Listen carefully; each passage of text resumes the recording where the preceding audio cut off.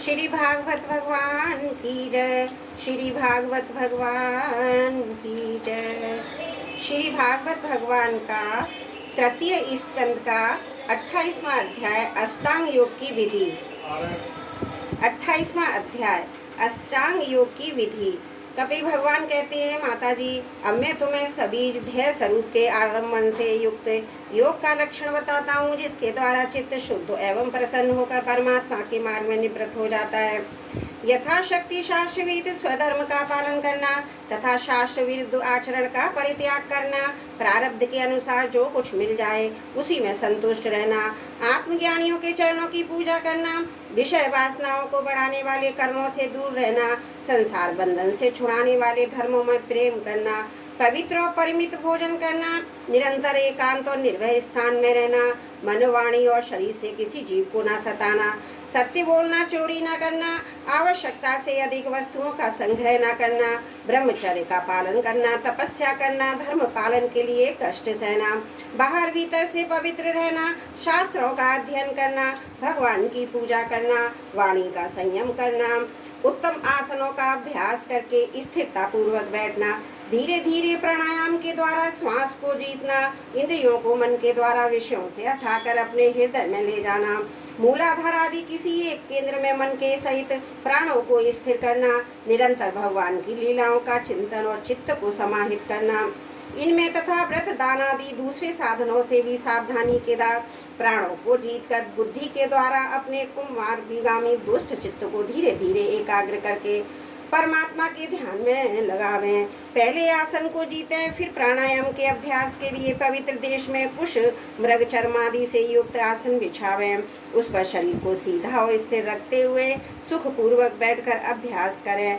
आरंभ है पूरक, कुंभक और रेचक कर्म से तथा इसके विपरीत रेचक, कुंभक और पूरक करके प्राण के मार्ग का शोधन करें, जिससे चित्त स्थिर और निश्चल हो जाए। जिस प्रकार वायु और अग्नि से तपाया हुआ सोना अपने मल को त्याग देता है, उसी प्रकार जो योगी प्राण वायु को जीत लेता है उसका मन बहुत शीघ्र शुद्ध हो जाता है। अतः योगी को उचित है कि प्राणायाम से वात पित्त आदि जनित दोषों को, धारणा से पापों को, प्रत्याहार से विषयों के संबंध को और ध्यान से भगवत मुख करने वाले राग द्वेष आदि दुर्गुणों को दूर करें। जब योग का अभ्यास करते करते चित्त निर्मल और एकाग्र हो जाए, तब नासिका के अग्रभाग में दृष्टि जमाकर इस प्रकार भगवान की मूर्ति का ध्यान करें। भगवान का मुख कमल आनंद से प्रफुल्ल है, नेत्र कमल कोश के समान रत्नारे हैं, शरीर नील कमल के समान श्याम है, हाथों में शंख चक्र और गदा धारण किए हैं, कमल की केसर के समान पीला रेशमी वस्त्र लहरा रहा है, वक्ष स्थल में श्रीवत्स चिन्ह है और गले में कौस्तुभ मणि झिलमिला रही है, बनमाला चरणों तक लटक रही है, जिसके चारों ओर भौरे सुगंध से मतवाले होकर मधुर गुंजार कर रहे हैं। अंग प्रत्यंग में महामूल हार, कंकड़, किरीट, भुजबंद और नुपुर आदि आभूषण विराजमान हैं। कमर में करधनी की लड़ियां उसकी शोभा बढ़ा रही हैं। भक्तों के हृदय कमल ही उनके आसन हैं। उनका दर्शनीय श्याम सुंदर स्वरूप अत्यंत शांत एवं मनोन्नयनों की आनंद करने वाला है। उनकी अति सुंदर किशोर अवस्था है। वे भक्तों पर कृपा करने के लिए आतुर हो रहे हैं। बड़ी मनोहर झांकी है। भगवान सदा संपूर्ण लोगों से वंदित हैं। उनका पवित्र यश परम कीर्तनीय है और वे राजा बलि और परम यशस्विनी के भी यश को बढ़ाने वाले हैं। इस प्रकार श्री नारायण देव का संपूर्ण अंगों के सहित तब तक ध्यान करें जब तक चित्त वहां से हटे नहीं। भगवान की लीलाएं बड़ी दर्शनीय है। अतः अपनी रुचि के अनुसार खड़े हुए, चलते हुए, बैठे हुए, फोड़े हुए अथवा अंतर्यामी रूप में स्थित हुए उनके स्वरूप का विशुद्ध भावयुक्त चित्त से चिंतन करें। इस प्रकार योगी जब यह अच्छी तरह देख ले कि भगवत गृह में चित्त की स्थिति हो गई, तब वह उसके समस्त अंगों में लगे हुए चित्त को विशेष रूप से एक एक अंग में लगावे। भगवान के चरण कमलों का ध्यान करना चाहिए। ये वज्र, अंकुश, ध्वजा और कमल के मंगलमय चिन्हों से युक्त है तथा अपने उभरे हुए लाल लाल शोभा में नख चंद्र मंडल की चंद्रिका से ध्यान करने वालों के हृदय के अज्ञान रूप घोर अंधकार को दूर कर देते हैं। इन्हीं जीवन में नदियों में श्रेष्ठ श्री गंगा जी प्रकट हुई थी, जिनके पवित्र जल को मस्तक पर धारण करने के कारण स्वयं मंगल रूप श्री महादेव जी और भी अधिक मंगलमय हो गए। ये अपना ध्यान करने वालों के पाप रूप पर्वतों पर छोड़े हुए इंद्र के वज्र के के समान है। भगवान के इन चरण कमलों का चिरकाल तक चिंतन करें। भवबेहारी अजन्मा श्री हरि की दोनों पिंडलियां एवं घुटनों का ध्यान करें, जिनको विश्व विधाता ब्रह्मा जी की माता सुरवंदिता कमल लोचना लक्ष्मी जी अपनी जांघों पर रखकर अपने कांतिमान कर किसलों की कांति से लाल लड़ाती रहती है। भगवान की जांघों का ध्यान करें, जो अलसी के फूल के समान नील वर्ण और बल की निधि है तथा गरुड़ जी की पीठ पर शोभामान है।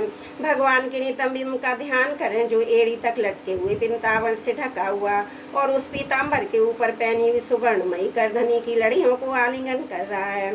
संपूर्ण लोकों के आश्रय स्थान भगवान के उदर देश में स्थित नाभि सरोवर का ध्यान करें। इसी में से ब्रह्मा जी का आधारभूत सर्वलोक में कमल प्रकट हुआ। फिर प्रभु के श्रेष्ठ तक बड़ी सुदर्श दोनों स्तनों का चिंतन करें, जो वक्ष स्थल पर पड़े हुए शुभ्र हारों की किरणों से गोर वर्ण जान पड़ते हैं। इसके पश्चात पुरुषोत्तम भगवान के वक्ष स्थल का ध्यान करें, जो महालक्ष्मी निवास स्थान और लोगों के मन एवं नेत्रों को आनंद देने वाला है। फिर संपूर्ण लोगों के वंदनीय भगवान के गले का चिंतन करें, जो मानव कौस्तुभ मणि को भी सुशोभित करने के लिए उसे धारण करता है। समस्त लोकपालों की आश्रय सुता भगवान की चारों भुजाओं का ध्यान करें, जिनमें धारण किए हुए कंकड़ आदि आभूषण समुद्र मंथन के समय मंदराचल की रगड़ से और भी उजले हो गए हैं। इसी प्रकार जिसके तेज को सहन नहीं किया जा सकता, उस सहस्त्र धारों वाले सुदर्शन चक्र का तथा उनके कर कमलों में राजहंस के समान विराजमान शंख का चिंतन करें। फिर विपक्षी वीरों के रुधिर से सनी हुई प्रभु की प्यारी कौमोद की गदा का भौरों के शब्द से गुंजायमान बनमाला का और उनके कंठ में सुशोभित संपूर्ण जीवों का निर्मल तत्व रूप कौस्तुभ मणि का ध्यान करें। भक्तों पर कृपा करने के लिए ही यहाँ साकार रूप धारण करने वाले श्री हरि के मुख कमल का ध्यान करें, जो सुघड़ नासिका से सुशोभित और झिलमिलाते हुए मकराकृत कुंडलों के हिलने से अतिशय प्रकाशमान स्वच्छ कपोलों के कारण बड़ा ही मनोहर जान पड़ता है।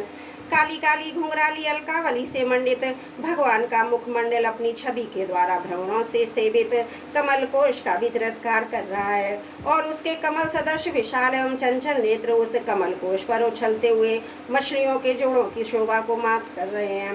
उन्नत रुद्राओं से सुशोभित भगवान के ऐसे मनोहर मुखारविंद की मन में धारणा करके आलस से रहित हो उसी का ध्यान करें। हृदय गुहा में चिरकाल तक भक्ति भाव से भगवान के नेत्रों की चितवन का ध्यान करना चाहिए, जो कृपा से और प्रेम भरी मुस्कान से क्षण क्षण अधिकाधिक बढ़ती रहती है, विपुल प्रसाद की वर्षा करती रहती है और भक्त जनों के अत्यंत घोर तीनों तापों को शांत करने के लिए ही प्रकट हुई है। श्री हरि का हास्य प्रणत जनों के तीव्र से तीव्र शोक के अश्रु सागर को सुखा देता है, अत्यंत उदार है। मुनियों के हित के लिए कामदेव को मोहित करने के लिए ही अपनी माया से श्री हरि ने अपने भूमंडल को बनाया है, उनका ध्यान करना चाहिए। अत्यंत प्रेमार्ध भाव से अपने हृदय में विराजमान श्री हरि की खिलखिलाकर हंसने का ध्यान करें, जो वस्तुतः ध्यान के ही योग्य है तथा जिसमें ऊपर और नीचे दोनों होठों की अत्यधिक अरुण कांति के कारण उनके कुंदन कली के समान शुभ्र छोटे छोटे दांतों पर लालिमा सी प्रतीत होने लगी है। इस प्रकार ध्यान में तन्मय होकर उनके सिवा किसी अन्य पदार्थ को देखने की इच्छा न करें। इस प्रकार के ध्यान के अभ्यास से साधक का श्री हरि में प्रेम हो जाता है, उसका हृदय भक्ति द्रवित हो जाता है, शरीर में आनंद दृक के कारण रोमांच होने लगता है। उत्कंठा जनित प्रेमाश्रुओं की धारा में वह बारंबार अपने शरीर को नहलाता है, फिर मछली पकड़ने के कांटे के समान श्री हरि को अपनी ओर आकर्षित करने साधन रूप अपने चित्त को भी धीरे धीरे ध्येय से वस्तु से हटा लेता है। जैसे तेल आदि के चुक जाने पर दीप शिखा अपने कारण रूप तेजस तत्व में लीन हो जाती है, वैसे ही आश्रय विषय और राग से रहित होकर मन शांत ब्रह्माकार हो जाता है। इस अवस्था के प्राप्त होने पर जीव गुण प्रभा रूप देहादि उपाधि के निवृत्त हो जाने के कारण ध्याता ध्येय और विभाग से रहित एक अखंड परमात्मा को सर्वत्र अनुगत देखता है। योग अभ्यास से प्राप्त हुई चित्त की इस अविद्याराधलय रूप निवृत्ति से अपनी सुख दुख रहित ब्रह्म रूप महिमा में स्थित होकर परमात्मा तत्व का साक्षात्कार कर लेने पर वह योगी जिस सुख दुख के भोग तत्व को पहले अज्ञानवश अपने स्वरूप में देखता था, उसे अब अविद्याकृत अहंकार में ही देखता है। जिस प्रकार मदिरा के मद से मत वाले पुरुष को अपनी कमर पर लपेटे हुए वस्त्र के रहने या गिरने की की कुछ भी सुधि नहीं रहती, उसी प्रकार चरमावस्था को प्राप्त हुए सिद्ध पुरुष को भी अपनी देह के बैठने उठने अथवा देववश कहीं जाने या लौट आने के विषय में कुछ भी ज्ञान नहीं रहता, क्योंकि वह अपने परमानंद में स्वरूप में स्थित है। उसका शरीर तो पूर्व जन्म के संस्कारों के अधीन है, अतः जब तक उसका आरंभ प्रारब्ध शेष है तब तक वह इंद्रियों के सहित जीवित रहता है। किंतु जिसे समाधि पर्यंत योग की स्थिति प्राप्त हो गई और जिसने परमात्म तत्व को भी भली भांति जान लिया है, वह सिद्ध पुरुष पुत्र कलत्रादि के सहित इस शरीर को स्वप्न में प्रतीत होने वाले शरीरों के समान फिर स्वीकार नहीं करता, फिर उसमें अहंता ममता नहीं करता। जिस प्रकार अत्यंत स्नेह के कारण पुत्र और धनादि में भी साधारण जीवों की आत्मबुद्धि रहती है, किंतु थोड़ा सा विचार करने से ही वे उनसे स्पष्टतः अलग दिखाई देते हैं, उसी प्रकार जिन्हें अपना आत्मा मान बैठा है उन देहादि से भी उसका साक्षी स्वरूप पृथक ही है।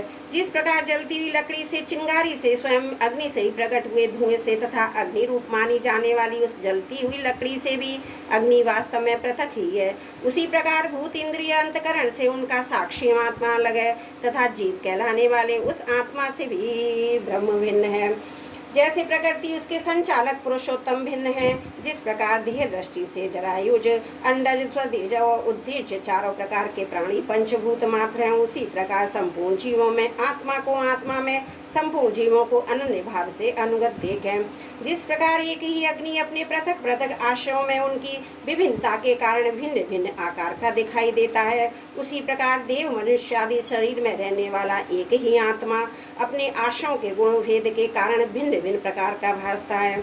अतः भगवान का भक्त जीव के स्वरूप को छिपा देने वाली कार्य कारण रूप से परिणाम को प्राप्त हुई भगवान की इस अचिंत्य शक्तिमयी माया को भगवान की कृपा से ही जीतकर अपने वास्तविक स्वरूप ब्रह्म रूप में स्थित होता है। बोलो भागवत भगवान की जय, बोलो भागवत भगवान की जय। त्रुटियों के लिए क्षमा प्रार्थी हूँ। भागवत भगवान